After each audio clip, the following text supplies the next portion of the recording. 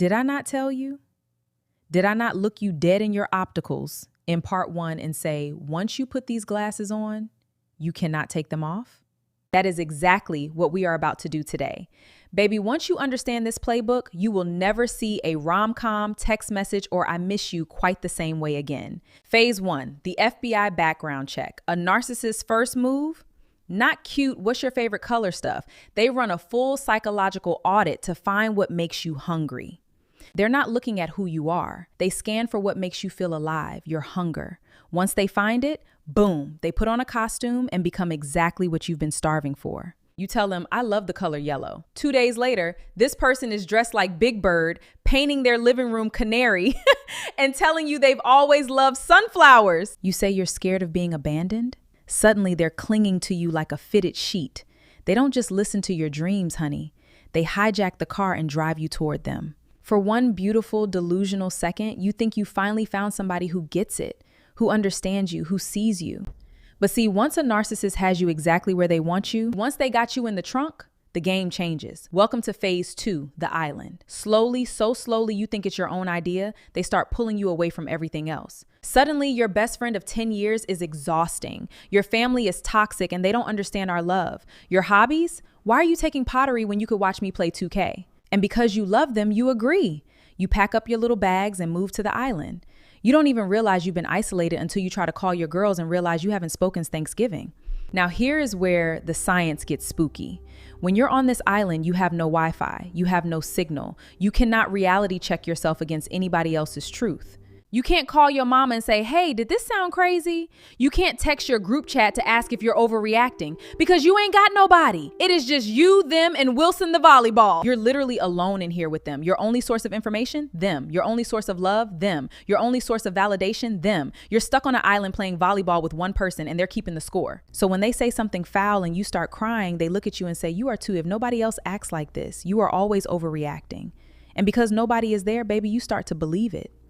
One day, the attention is gone, the love is gone, and suddenly you're starving. You're starving for the very thing that was suffocating you just yesterday. You start to wonder, did I do something wrong? And then just when you're about to lose it, just when you're about to build a raft and swim off this wretched island, your phone lights up. I miss you. And after weeks of feeling like you're losing your mind, those 3 words feel like an asthma pump. And suddenly your whole nervous system lights up like your heart races. You go to dinner, and for 2 hours, they are the person you met on day 1. They make you laugh. They act like they like you. You think, maybe I'm the problem. No, that is trauma bonding. That hit, that's dopamine. That's addiction. That second is the drug. That second is why you stay.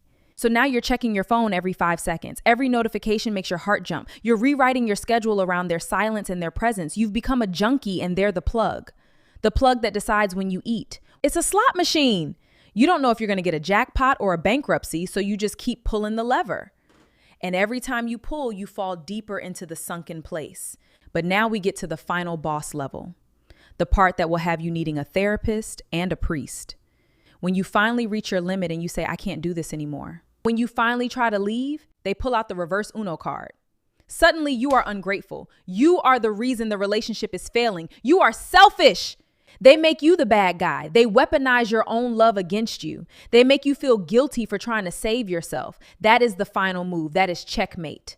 They get cold, real cold. They start saying things designed to hurt you. You're too sensitive. Your friends are holding you back and watch you question your own reality. They're not accidentally cruel anymore. They're surgically cruel. And the cruelest part, they use your love against you. They say, I do all this for you and you treat me like this. They flip it. Suddenly you sensitive, too much. You're being unreasonable.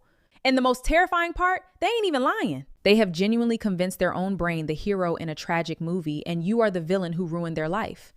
They don't even see the lies anymore. They've rewritten reality completely. And you can't tell anybody. Because if you do, they've already prepped your circle. They've told everyone you're crazy, that you're unstable, that you're the problem. So you're stuck, completely alone, with no one who will believe you. That's the final move. That's when they've won. So let me run it back for you so you never forget. They study your hunger.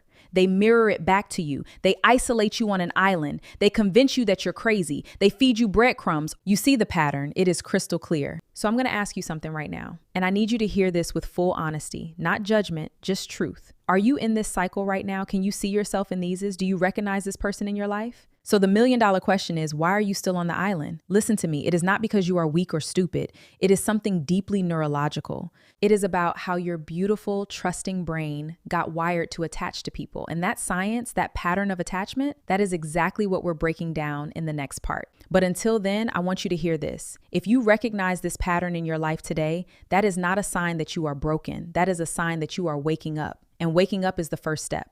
I'll see you next time.